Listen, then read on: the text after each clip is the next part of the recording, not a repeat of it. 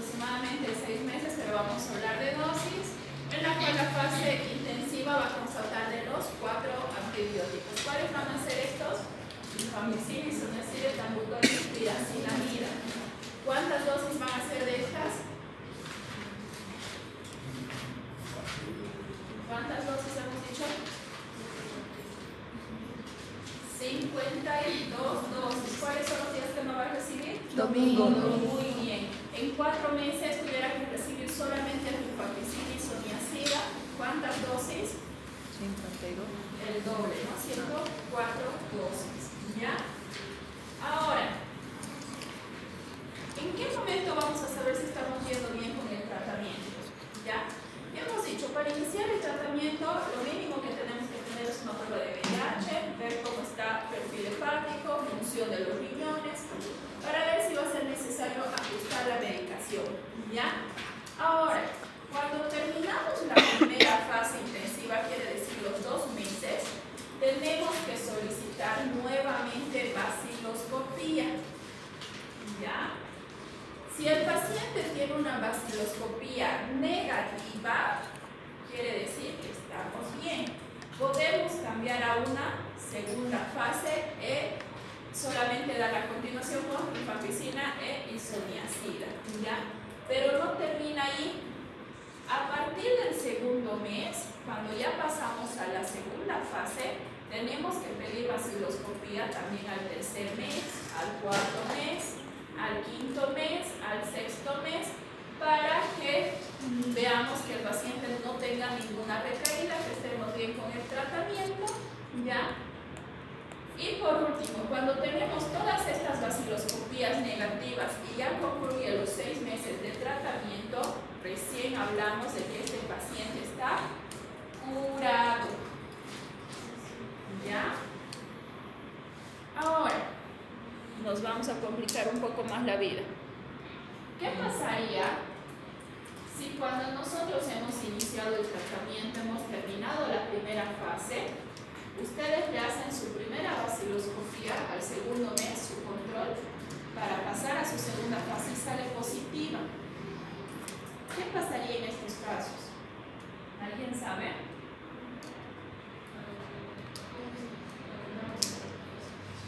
¿Qué creen que vamos a hacer?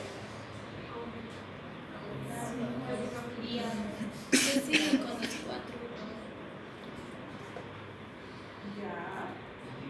Vamos a prolongar el tratamiento máximo 1 mes más cuando tenemos la vaciloscopía positiva, cuando queremos cambiar de fase. O sea, no nos podemos pasar a la rifampicina y isoniazida solamente, tenemos que continuar 1 mes más. Pero aquí, ahí está la respuesta, tenemos que enviar el cultivo para mitobacterias atípicas. ¿Ya? Ahí está. Prolongamos la fase 26 dosis más. ¿Ya? Quiere decir que ya no va a ser 52, ¿verdad? Dosis de la primera fase va a ser 78. ¿Ya? Hay que tomar en esto en cuenta que no haya interferido con algo la vaciloscopía positiva. Si el paciente es alcohólico, el paciente ha abandonado tratamiento, todo esto hay que tomar en cuenta, hay que ver cuál ha sido la causa para que el paciente siga siendo bacilífero. ¿Ya? Y hemos dicho que la primera muestra de cultivo, ¿a qué tiempo nos va a llegar?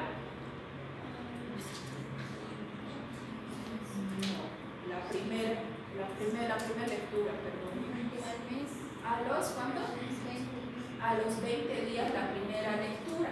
O sea que ustedes en ese mes que están esperando, ustedes tienen que estar ya en plan su cultivo para ver qué es lo que vamos a hacer cuando terminemos el mes de tratamiento.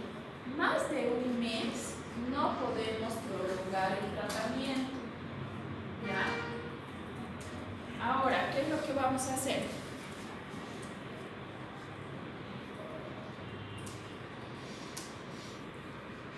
Ahí tenemos el cultivo. El cultivo ya nos va a dar si realmente estamos hablando de una micobacteria en tuberculosis, si es sensible. Ahora tenemos el beneficio de que si en estos pacientes tenemos baciloscopía positiva, podemos realizarle el GeneXpert. Entonces el GeneXpert de hecho ya nos va a dejar por lo menos saber si tiene o no tiene la sensibilidad a la rifampicina, ¿ya?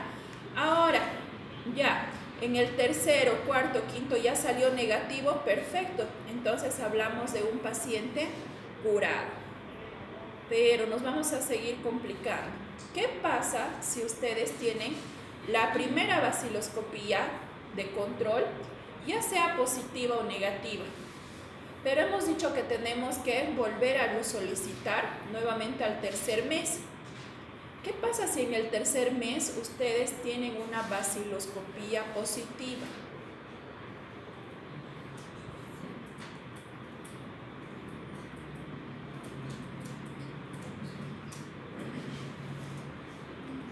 Pues nuevamente se tiene que enviar el cultivo, ¿ya? Tenemos que verificar si el paciente evidente ha cumplido con el tratamiento, si hay patologías que está haciendo que se exacerbe o la baciloscopía siga dando positiva, ¿ya? En caso de que el paciente, la segunda baciloscopía haya sido positiva y la tercera baciloscopía siga siendo positiva, ya hemos dicho, no podemos prolongar más de 3 meses la fase intensiva, ¿ya?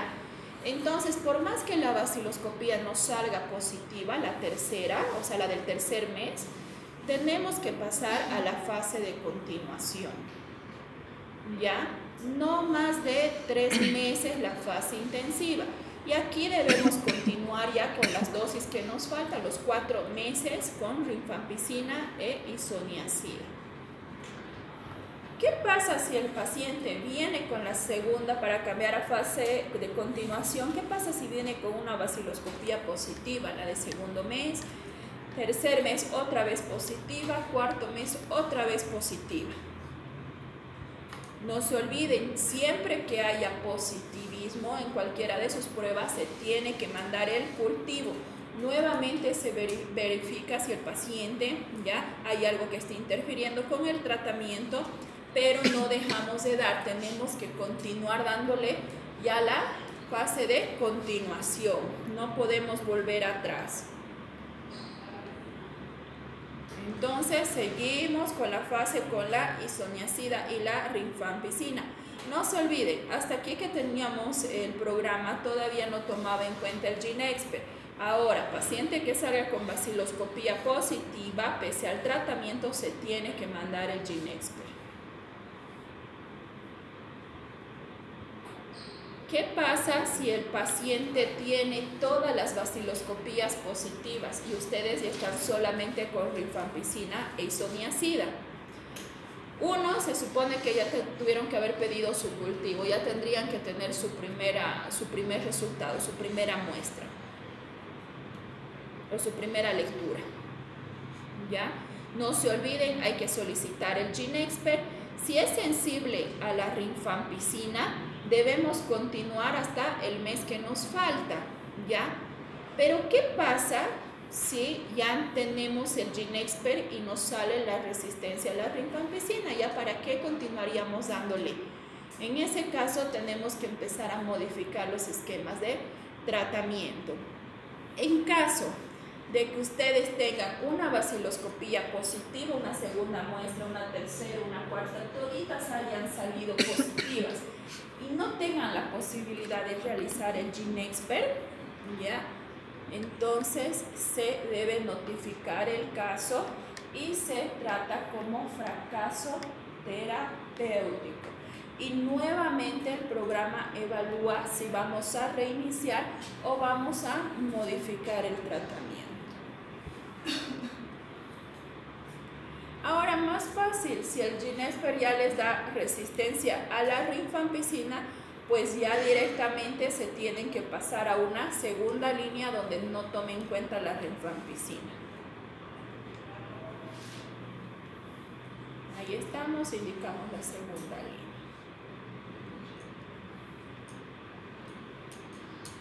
Ahora, hay que tener mucho cuidado también con algunas situaciones o patologías.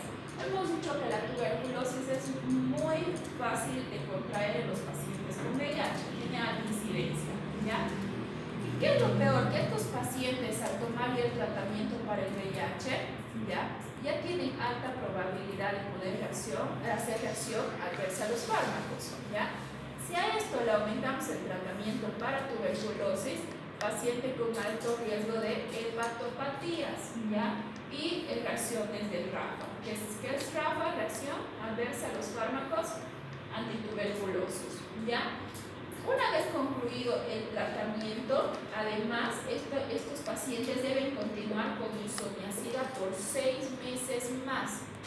Eso es lo que hacemos en un paciente con VIH. No solamente completamos el tratamiento de los 6 meses, sino que debemos prolongar y hacer profilaxis por otros 6 meses más. Ahora, ¿qué pasa si nos encontramos con una mujer embarazada con tuberculosis? ¿Le damos o no le damos el tratamiento? Sí se le debe dar. La tuberculosis mata antes que cualquier otra patología, ¿ya? Aunque atraviesan la barrera placentaria, no se ha mostrado que sean teratógenos, por lo tanto tienen que recibir en la semana gestacional que sea. Lo único que tenemos que evitar es la streptomicina, que bueno, al final ya no tenemos tampoco en el primer esquema. En la lactancia, ¿puede seguir dando de lactar? La gran pregunta. Sí, no hay nada, ningún tipo de caso en el cual se pueda cortar ya lo que es la lactancia materna, con todas las medidas de bioseguridad. Si es que la paciente fuera una tuberculosis pulmonar, paciente con barbijo, con todo, debe seguir dando de lactar.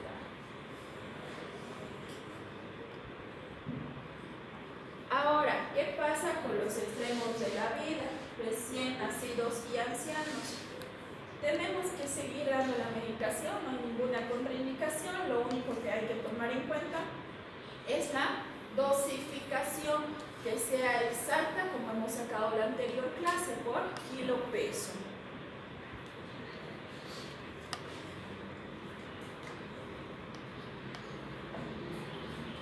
Ahora, las mujeres que están tomando anticonceptivos, por cualquier fuera la razón, la rifampicina interactúa con las píldoras anticonceptivas.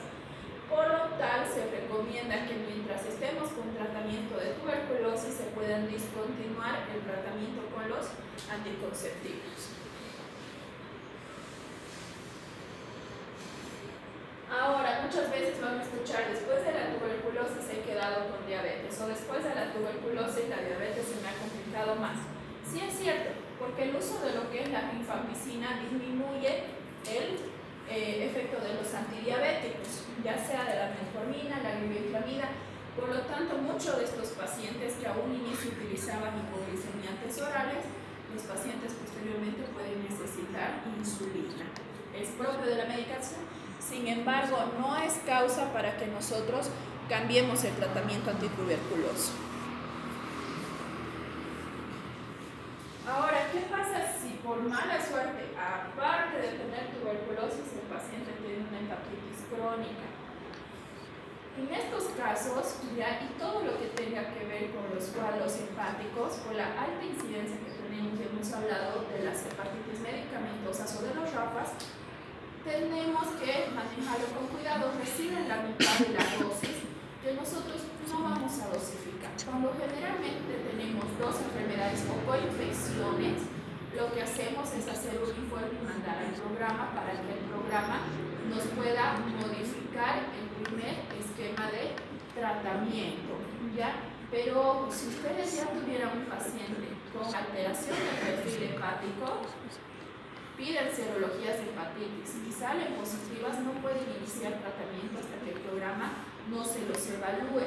En este caso no podemos y no cumplimos la regla de darle por kilo peso.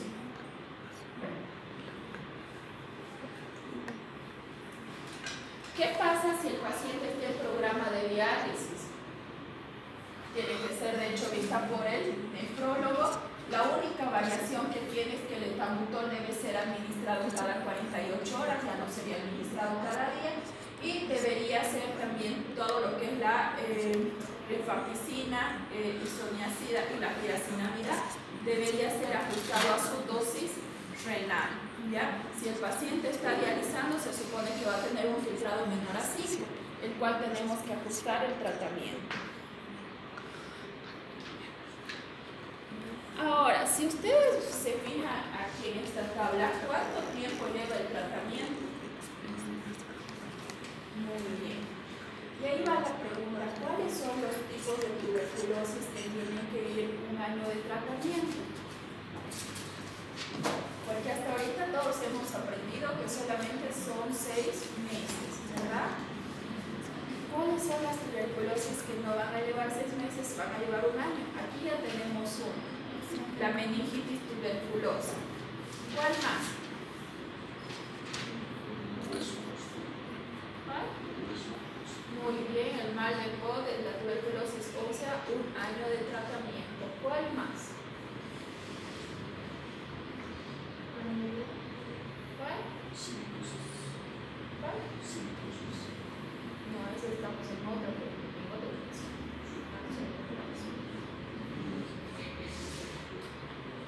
Pero en realidad, en caso de que los pacientes sí presenten además la enfermedad de silicosis, llevan un año de tratamiento, ¿ya? Pero no propiamente por la causa de la tuberculosis, porque la silicosis no es tuberculosis, simplemente porque en estas características el paciente tiene más resistencia a los antibióticos, ¿ya?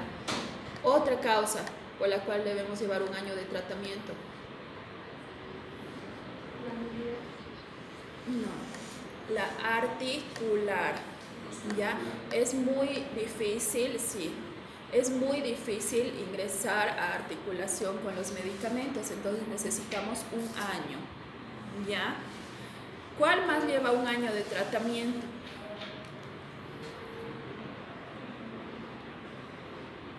La meningitis tuberculosa es bien fácil de manejar, aunque pareciera bien complicada. En realidad no es más que iniciar el tratamiento para tuberculosis.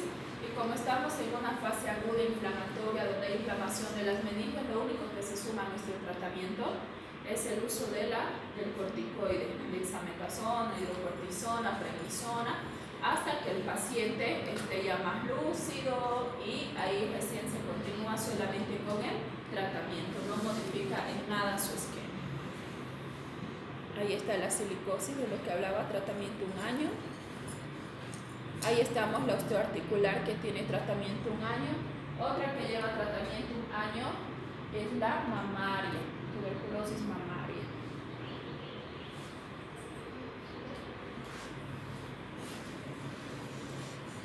Ahora imagínense este tipo de caos. Un paciente netamente con tuberculosis, sensible al tratamiento, ¿ya? Hablamos más o menos de un gasto de 500 bolivianos por todo el tratamiento de los 6 meses.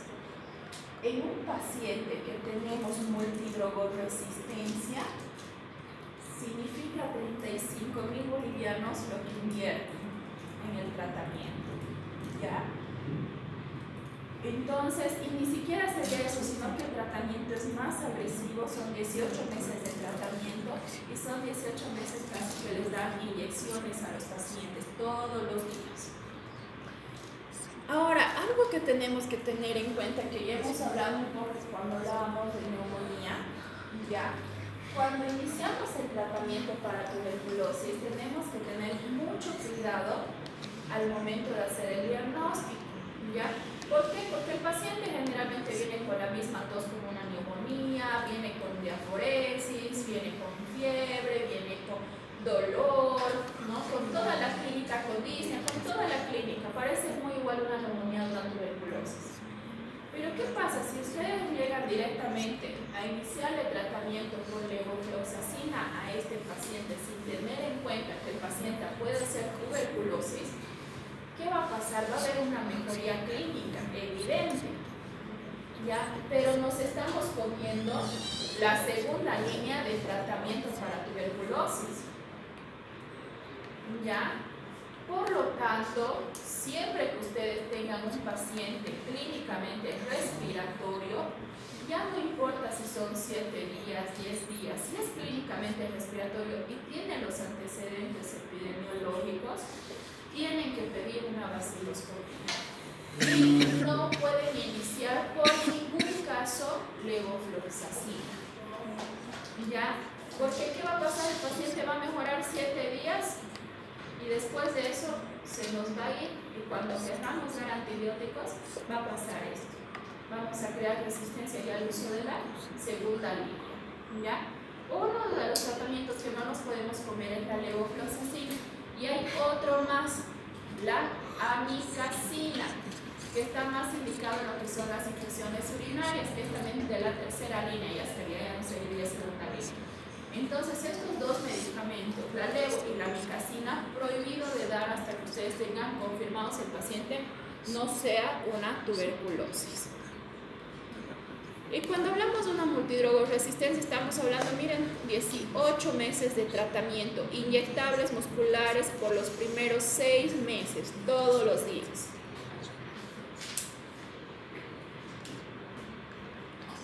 Ahora, ¿qué le llamamos que el paciente pueda hacer reacción adversa a los fármacos antituberculosos? Ahí hablamos. ¿Ya? Y hasta ahora hemos visto que se debe pedir vaciloscopía, ya hemos dicho, al segundo mes de tratamiento, cuando queramos cambiar de fase. Pero ¿qué pasa con sus laboratorios que hemos hecho de sangre? El único laboratorio hasta el momento que habíamos realizado es al inicio del tratamiento. Mi pregunta para ustedes, ¿en cuánto tiempo tenemos que volver a solicitar laboratorios? Para ver que ese paciente no nos esté haciendo esto.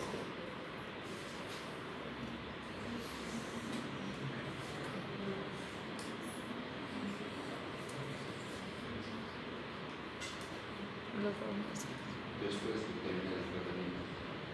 Esta señora está muerta, está presentando una reacción aquí en el camino. ¿Al mes? Cuando ustedes tienen cualquier tipo de infección, ¿al cuánto tiempo reevalúan al paciente? Sí. Cuando ustedes tienen una neumonía, ¿les llaman recién a las 2 semanas? Entonces, ¿a cuánto tiempo le llaman? ¿Cuánto tiempo ustedes dicen que usted vuelve a los tantos días? ¿A los 3 días? ¿A los 3 días? A las 72 horas de iniciar el tratamiento, ustedes deben volver a pedir un perfil hepático. 3 días de tratamiento, ustedes ya van a ver si el paciente les está empezando a hacer una falla hepática o no. Han pasado las 72 horas, el paciente está bien, han visto que se van a dar cuenta que casi siempre suben un poco las transaminasas, siempre. Pero tienen que fijarse que las transaminasas no eleven más del doble de lo normal. En ese caso hay que suspender el tratamiento. ¿Ya? Después de eso, ¿cuánto tiempo vamos a volver a realizar? Junto con la vaciloscopía al segundo mes, cuando quitemos la primera fase y queramos iniciar la segunda fase de tratamiento. ¿Ya? Entonces, al segundo mes no solamente van a pedir la vaciloscopía, sino también tienen que pedir laboratorios. ¿Ya? ¿Qué incluyen estos laboratorios? ¿Qué es lo que altera? Ya hemos visto. Glicemia, ¿qué más? Función renal, ¿qué más? Perfil hepático. ¿Ya? Ok, al segundo mes, paciente está bien, ¿cada cuánto le van a pedir laboratorio? Igual que su vaciloscopía, cada mes deben realizar, ¿ya? Eso les va a prevenir que les haga esto, no solamente lo que es hepatitis, sino también el síndrome de Stevens-Johnson, que es lo peor que nos puede pasar. ¿Por qué? En estos pacientes que son ya las lesiones epiteliales tienen una alta incidencia de mortalidad.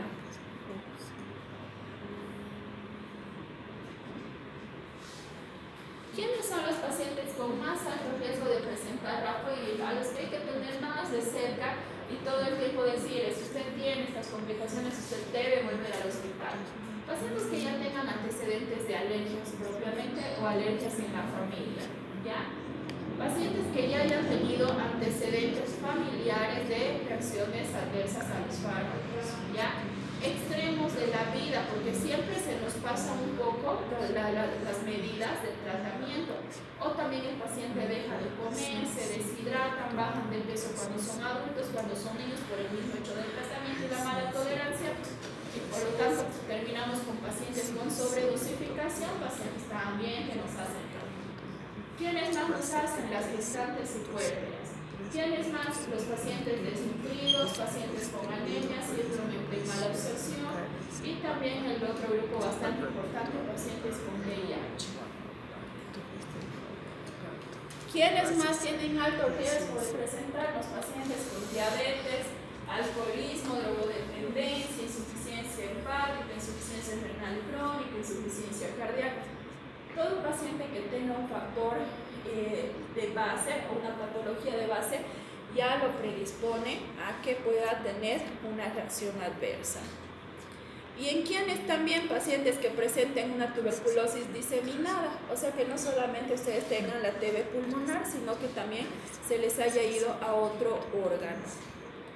Ahora vamos a clasificar en 3 tipos de grados lo que son las reacciones adversas a los fármacos.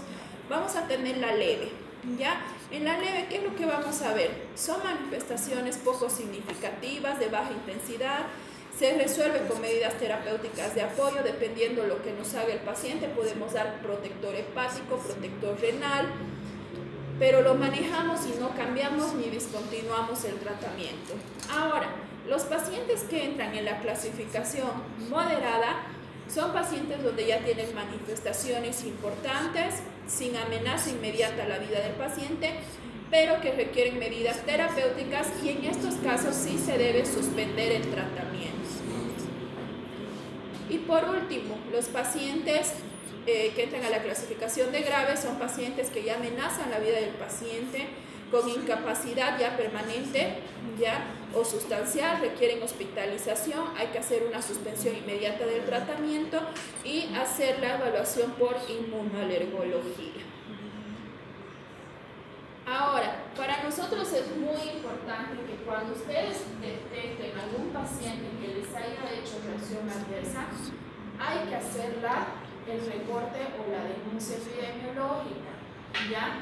Y para esto nosotros manejamos como protocolo esta ficha a nivel nacional, que muchos tal vez ya la conocen, ¿ya? Que es la denuncia de la reacción adversa al fármaco, ¿ya?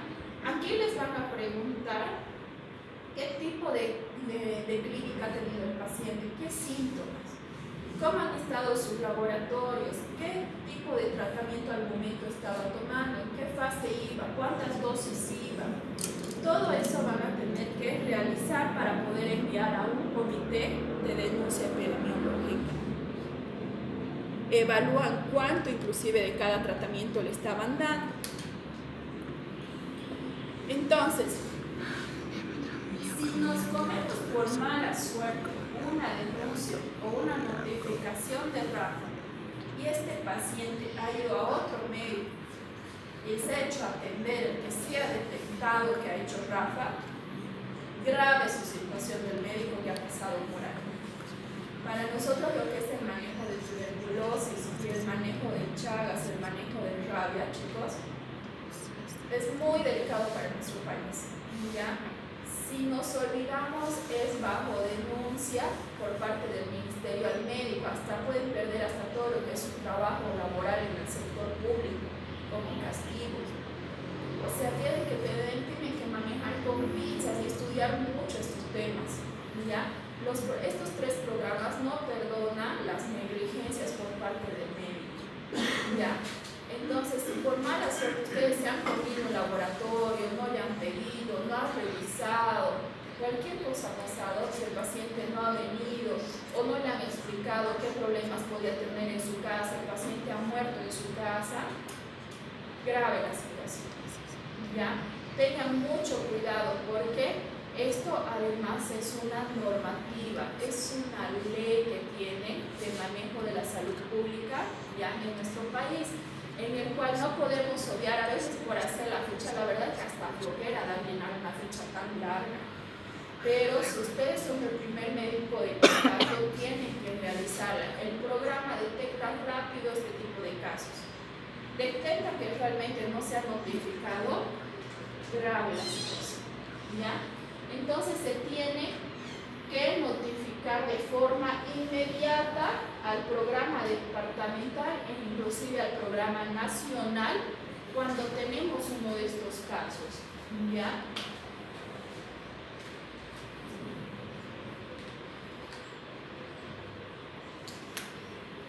¿Cuáles son las medidas ciertamente de prevención para evitar el RAFA? Identificar los factores de riesgo que ya hemos visto, ¿ya? Dosificar correctamente, que ya les enseñé, dar consejería al paciente y a sus familiares acerca de cuáles pueden ser las complicaciones al tratamiento y en qué casos el paciente debe acudir de forma inmediata, ¿ya? No se olviden que el tratamiento es a través de un sistema de DOT, que significa tratamiento observado. Siempre el tratamiento tiene que ser tomado delante de un personal de salud. Ya me ha pasado en alguna situación que los pacientes son abuelitos, son viejitos o son pacientes que son discapacitados, donde el personal o las enfermeras que dan en el centro de salud tienen pena y les dan el tratamiento para toda la semana para que se lleven a su casa. ¿Para qué? Para que el paciente no vaya todos los días a recoger, ¿ya? ¿Y qué creen? Los pacientes no han tomado su tratamiento y han venido con fracaso terapéutico, con resistencia al tratamiento. ¿Quién creen que es culpable? ¿El paciente o el personal de salud? Es el personal de salud. Están claras las normas. No te dice, usted controlen estos nomás y excepto no controlen estos, mándelo a su casa. No. La norma es para toditos. Todos deben de ir a recibir su tratamiento observado, ¿ya? Y realizar seguimiento clínico que ya hemos hablado, más laboratorial para evitar complicaciones. Doctor, en caso de que los pacientes no vayan, supongo que tienen que ir al centro de salud todos los días, ¿a qué pueden ser administrados?